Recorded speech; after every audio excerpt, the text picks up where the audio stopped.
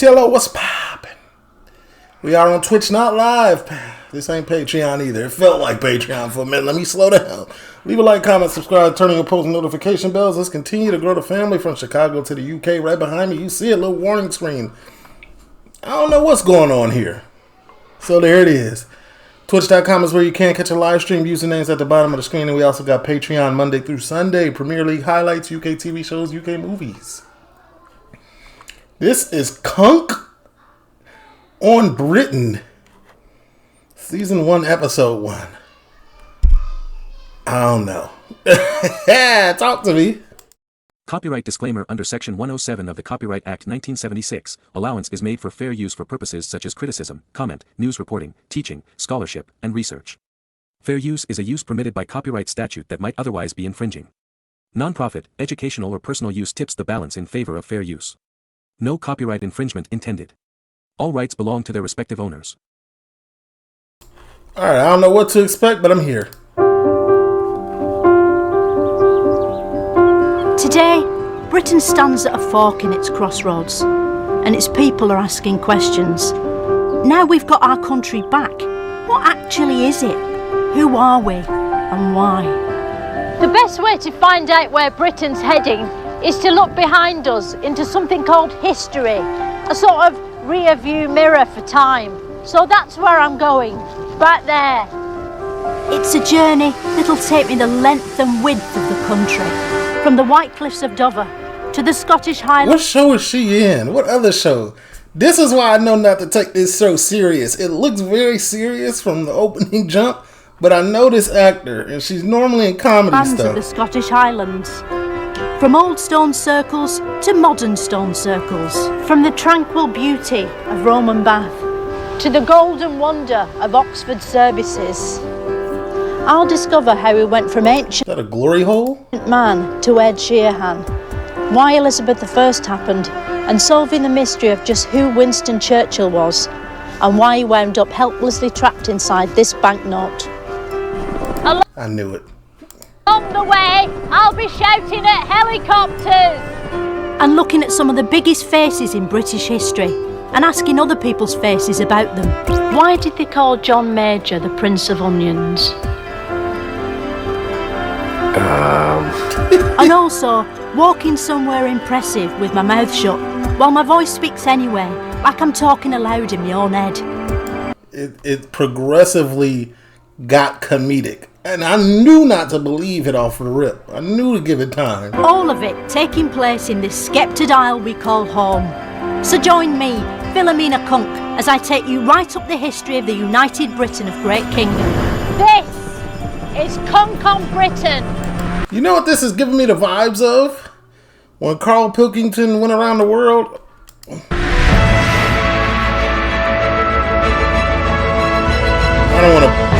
I'm going to mute the music. This will be the only time we watch the intro. Okay, Episode 1, It's hard to imagine while you're standing in it, but there was a time before Britain, before Europe, before the world, even before the universe. Nobody can say when it was, because it was also before clocks and words. It was a time when nothing existed, empty, without motion or energy or light or hope, just like Plymouth today. Just imagine something like this orange, and then imagine it's not there. Then do that one by one with everything that exists until there's nothing at all. That's what Britain was like until the Big Bang. I don't think that's how it went, ma'am. The Big Bang created the universe in one mad explosion that was probably deafening, although luckily ears didn't exist yet. Computers think it looked like this, although eyes also didn't exist back then either, so we can't be sure. And it was so long ago now, it's probably best not to keep dredging it up. Britain... No, we need it. That's what the show's about, history. What did you call it? The rear view of something? Of time? ...was already part of Earth, but it was scrunched in along with loads of other countries in a gigantic landmass called Pangaea. At this time, Pangaea was full of dinosaur, a race of... one more pause. It's 50% of this is right and 50% of it is like... So far, 50% is right and 50% is like nonsense. Godzilla monsters so scary, normal human beings didn't dare exist until they'd all gone. Dinosaurs came in many flavours, just like kettle chips. As this actual footage shows, the main ones were the across ones who ate grass, and the up and down ones who ate the across ones. W explanation. It's like I'm watching history for, you know those books where it say whatever the title is for dummies? That's what this is in show form.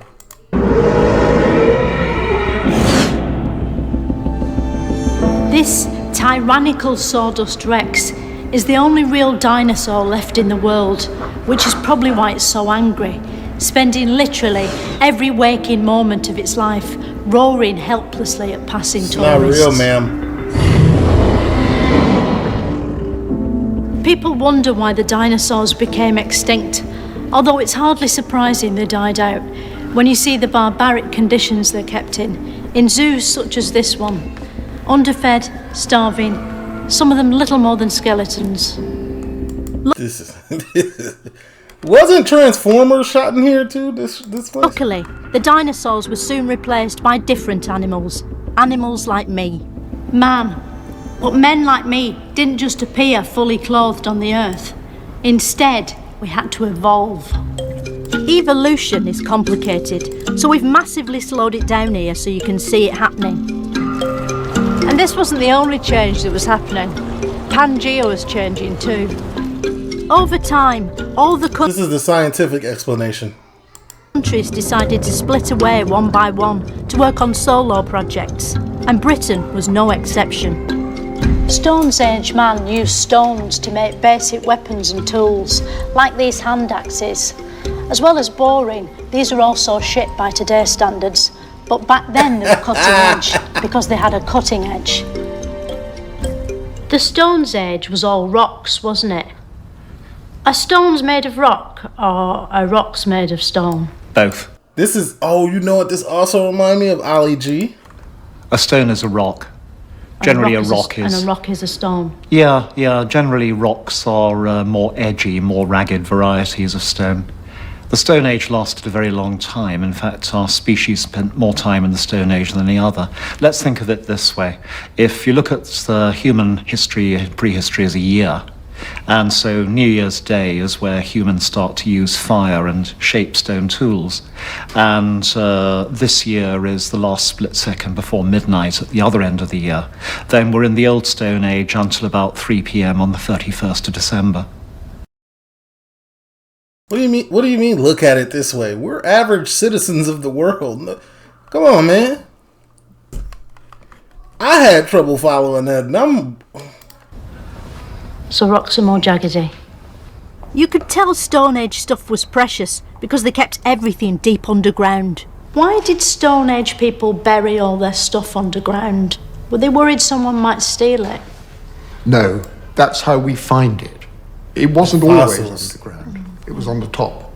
The reason we find it as archaeologists is that we go out and we dig it up. Oh.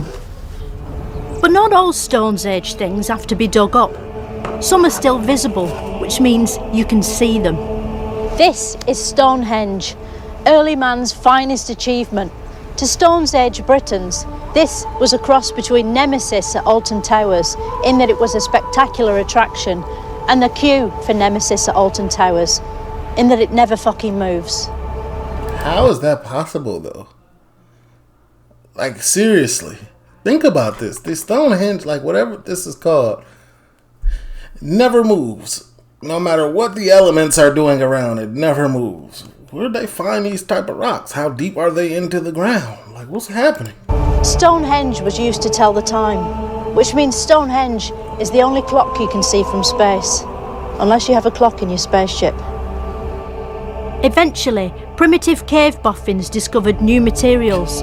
Early man dropped rocks like a stone and got into metal, bronze, and then iron. Iron Man was born. But this Iron Man didn't have superpowers like the Iron Man in films. He couldn't fly or tolerate Gwyneth Paltrow. So instead, he had to go to lengthy measures to defend himself. Luckily, cave boffins had also invented the iron spike, And shortly after inventing the spike, they invented stabbing each other. To make sure they stabbed the right Now that's something the UK does properly. people, Britons formed into primitive gangs called tribes. And like many gangs, they got into graffiti, vandalising the countryside with gigantic doodles, like this badly drawn horse, or this decorative pervert. Before Snapchat, hills were the most efficient way to distribute dick pics to a wide audience. As a result, the site at Cern Abbas became the second crudest hill in British history, after Benny. There's disagreement about how old the Cern Abbas giant actually is, especially since he's what's it called? Sir Nobus? Like Knob? still young enough to get wood. What's not in doubt is that he represents the birth of British art, being the biggest example of a noble visual tradition that's echoed down the ages. But this happy land of spikes and hill filth was about to come under threat from something nobody saw coming: Romans. Where did the Romans come from? To begin with, they came from Rome, and then they came from the Roman Empire. Right, but where in Britain did they come from? Not from Britain, they came from Rome, which is in Italy. Right, well, this is about the history of Britain, so where in Britain did they come from? Well, the Romans came from Rome, and they headed northwards and conquered most of Europe. And then they crossed the English Channel, and they conquered about half of Britain. And where did they go once they were in Britain? Well, they tried to get to Scotland, but they decided it wasn't worth the effort of going there. Yeah, I felt that. The Romans Shout out Scotland. Don't let them talk about y'all like that. were so advanced, they came with Latin pre-installed, and they soon taught the primitive locals how to wash and walk on their hind legs. The Romans were fearsome in battle, but soon found themselves facing resistance from some British locals known as Celts. There was heavy fighting, although according to experts, it wouldn't quite look like this. Celts famously would, the warriors would strip naked, paint themselves in designs, and go into battle naked. They believed that by painting themselves in designs, that they were calling out to their gods up in the sky for protection. I'm with her. That don't make sense. I'm not going in with the possibility of somebody swinging their sword and hitting my meat, taking it clean off my body. I'm not really with that.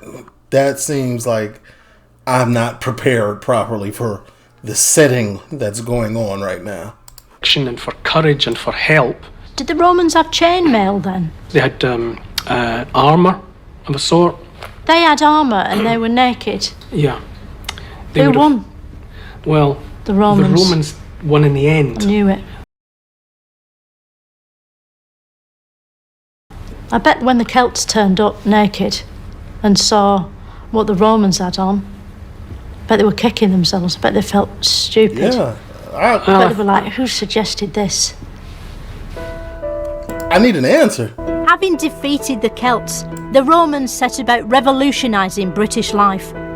They built Hard Ian's Wall and put the capital of Britain in Colchester, where nobody would want to come and get it. They introduced coins and invented these primitive 8-bit computer game graphics, but couldn't make them move. What the Romans really loved was bathing, which is why they built this in the English town of Bath.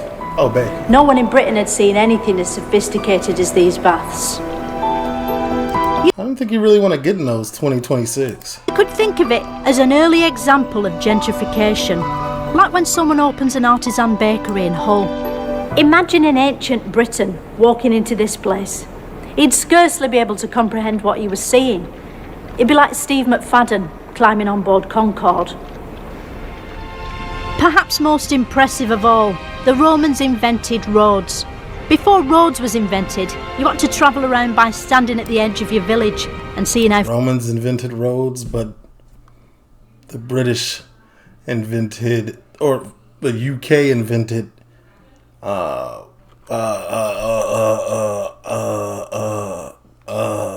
was it, asphalt? Concrete? Oh no, I forgot. That's wicked. far you could jump. Despite all this, some people resisted the Roman invasion. Queen Boudica came from Norfolk, like so many rebels. Myline Class, Ed Balls, Delia Smith. Boudica hated the Romans. She led a barbarian army in revolt and attacked Colchester, turning it from the bustling capital into a smouldering hellhole full of weeping and despair, which you can still visit today. Rome was the most advanced warfare machine on the planet, but Boudica's army fought back with the weapon they knew best, spikes, and lost because it's just spikes. Once Boudica was crushed, the Romans ruled over Britain for years, until suddenly they had to rush home because they remembered they'd left a complete collapse of civilization on. Britain was left on its own. It had taken back control from the unelected bureaucrats of Rome and was free at last to explore its own proud destiny. And it did that by immediately entering the Dark Ages. We don't know a huge amount about what actually happened during the Dark Ages because the Romans had taken the last pens with them. That's probably why it became a time of myth and great heroes like King Arthur. King Arthur came a lot, didn't he?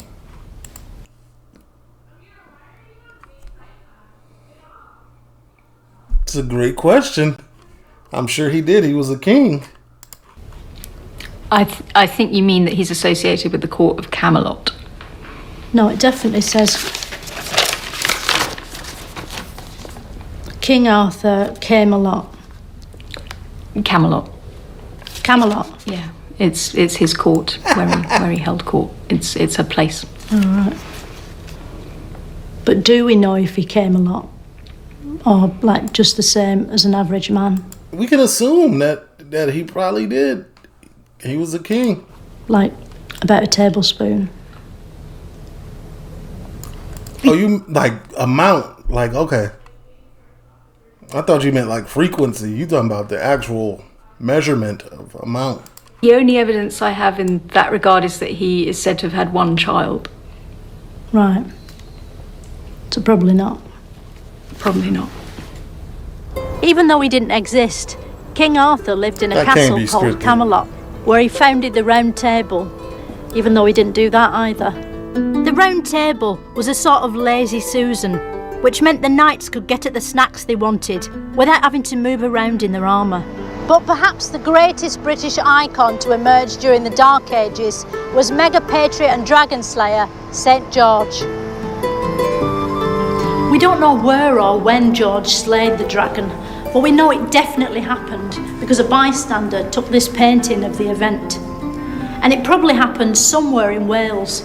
It's one of the few concrete facts to come out of the Dark Ages. Do we know for certain the dragon was threatening St. George? Or do we just jump to conclusions because of the way the dragon looked? The story of St. No, the underlining in that is funny. George killing the dragon isn't actually true because there are no dragons. After he killed the dragon, how was he rewarded? I mean, what's better than a saint? Well, he didn't kill the dragon because dragons don't exist. It's made up. But is it true to say he was the greatest Englishman who ever lived? The thing about St. George is that he wasn't actually... Is that a fact? Dragons don't exist? They never did? I thought there was proof that they did. English. His father came from the middle of what's now Turkey, and his mother came from Palestine, and he never actually came to England. Oh, you're joking. But although St. George never bothered, lots of other foreigners did set foot in Britain, as it got invaded again and again. First by the Angles and the Saxons, and then by the notoriously brutal Vikings, who arrived from Denmark in longboats, wearing metal helmets which they'd somehow managed to pull over the terrifying skull horns that jutted from their heads. British King Alfred of Great fought the Vikings by giving up and letting them... Then the UK became that. They was conquering and conquering after that. They was like, okay, we got the blueprint, let's do it. settle in York, probably because it had the Jorvik Viking Centre. Soon interbreeding meant the Vikings lost their distinctive horns and became indistinguishable from normal humans. For a few hundred years, Britain was relatively peaceful, until one day when a new king, Harold, was getting coronated, and Halley's Comet, a sort of very short firework display, appeared in the sky. The comet has always heralded great events.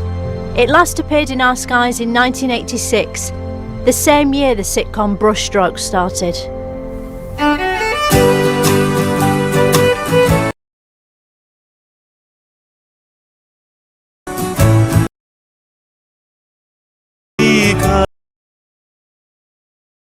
Definitely muting that, man. I don't know. Y'all know what the intro is if y'all know. They gonna play the whole intro though? Every bit of it?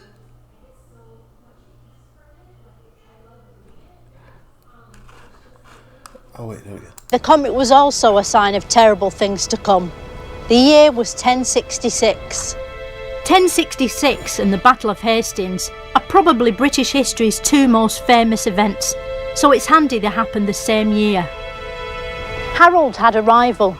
In the first example of an EU national coming over here to take British jobs, a Frenchman called William set sail to seize the throne and become king.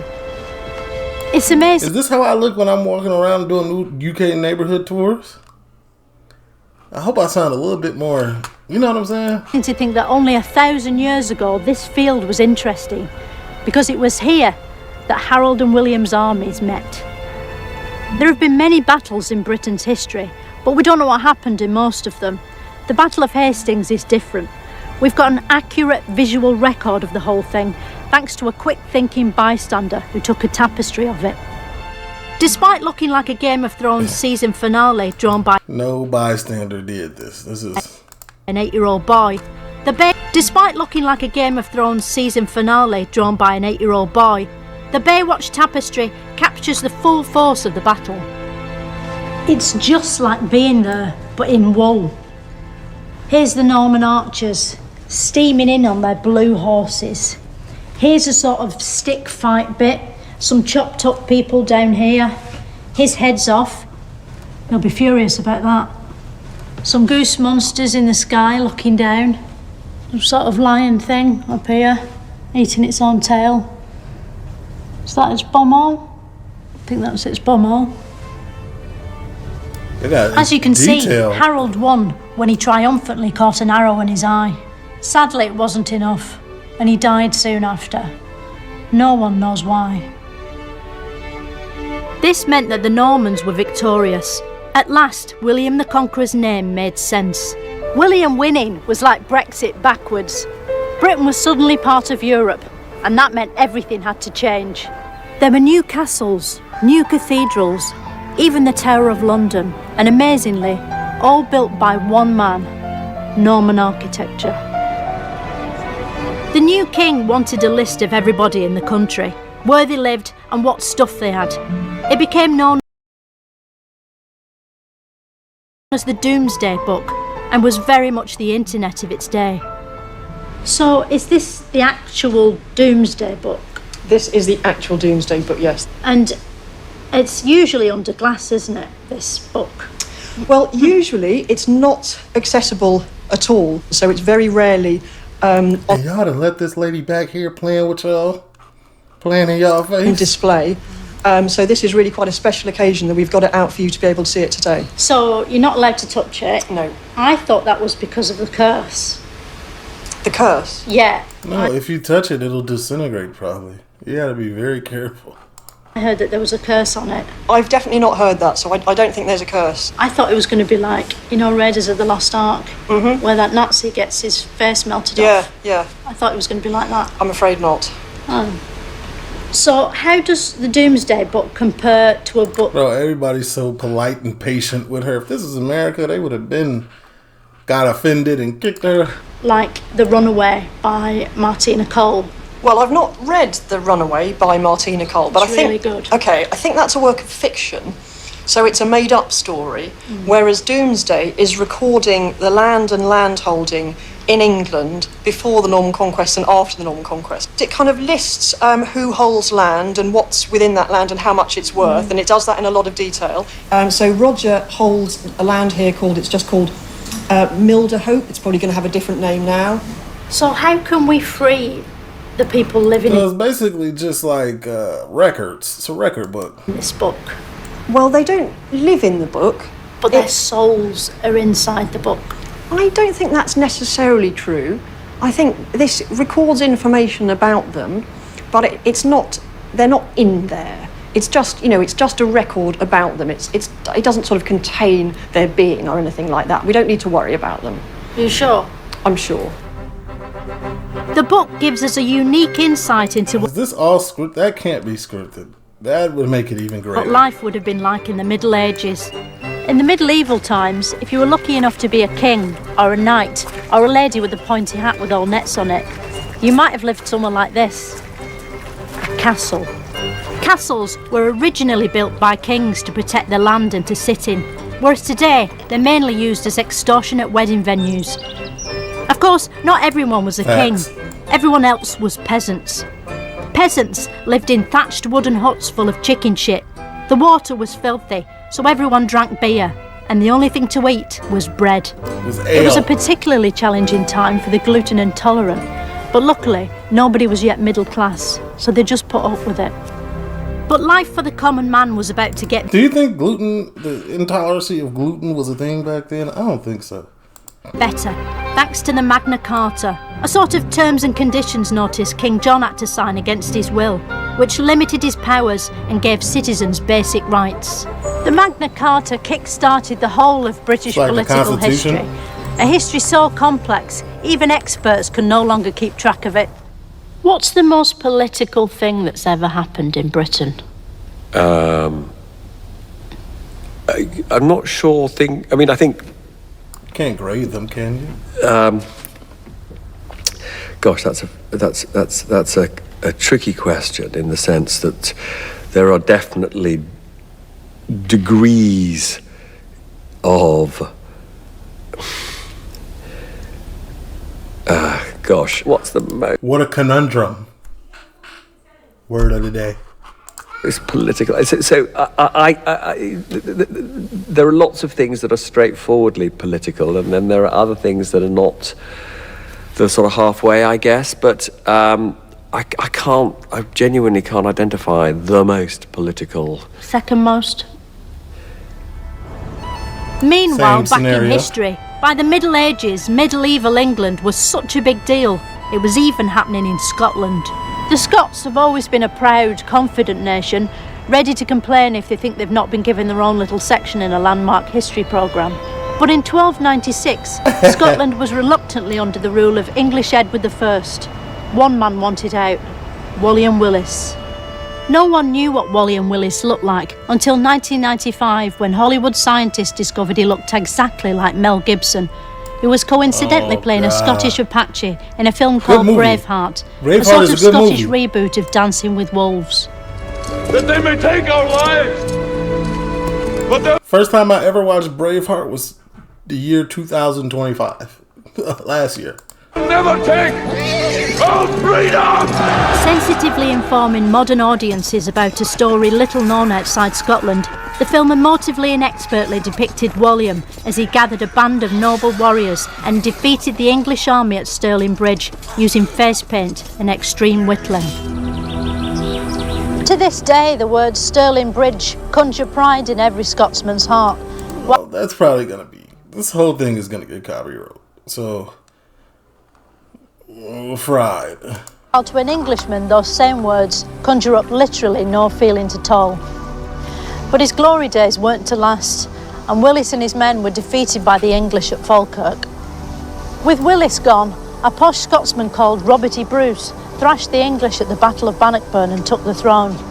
Scotland would never again be under English control, for a bit. Willis, meanwhile, was eventually captured by the English and taken to London, where he was publicly hung, drawn and quartered. This means he was hung by his neck. Then while he was still alive, his guts were chopped out and his body cut into four quarters. We know. Something you can ask your local butcher to do to a chicken. Once it had stopped screaming, and that little piece of chicken, all 4 quarters be good. Willis's severed head was placed atop a pike on London Bridge, like a sort of gory Scottish Pez. Willis's execution kicked off a golden age of public entertainment. As well as watching people die painfully, popular pastimes included bear baiting, shin kicking and cockfighting, which isn't what it sounds like, even though I checked twice. But British culture wasn't just being cruel to animals. it was also bum jokes. And the William Shakespeare of bum jokes was Geoffrey Chaucer. His greatest work was the Canterbury Tales, which everyone has pretended to have read at least some of. Never heard of it. His stories feature lots of bawdy shenanigans, a literary phrase which means knockers popping out, or things unexpectedly going up your arse, accompanied. Ain't no such thing as things going unexpectedly up there. If it's up there, it's on purpose. Pause. By a sort of swanny whistle noise. Chaucer's meant to be quite rude, isn't he? Could you describe a rude bit for me? So there's a very famous scene where there's a woman, a very pretty woman called Alison, who everyone fancies, and she's in her bedroom with one lover, and then another would-be lover arrives at the window to serenade her and begs her for a kiss, and she sticks her arse out of the window, her naked arse, and he kisses that very enthusiastically, and then suddenly realises what he's done and is quite upset and runs away. The first ever record of tossing a salad. This is monumental. What year was that? Right, that's not very rude, is it? Like, my mate Paul told me this joke about this bloke in prison who wore a bib round his backside, and that story went places I wasn't prepared for. Like, not even funny, just disturbing. And when I looked up, Paul was crying. But it wasn't all chuckles in the Middle Ages. In 1348, Britain was invaded again, but this time by a plague. Not a metaphorical plague like a metaphorical plague, but an actual plague. Made of plague. The Black Death symptoms were disgusting. Discoloured buboes grew in the groin and armpits, making even a light workout next to impossible. If you had sex with someone who had the Black Death, would you have to use a condom for protection? Those weren't invented back then, was it? It depends what your major concerns were. But you wouldn't be protecting yourself against infection. How long would you get off work if you got the Black Death? In about 70% of cases, you'd be off work forever. Oh, right. It's a death. It's a death. Because you'd be dead. Oh. Roughly half the population died, which statistically meant that if you wanted to save your loved ones, you'd have to die yourself.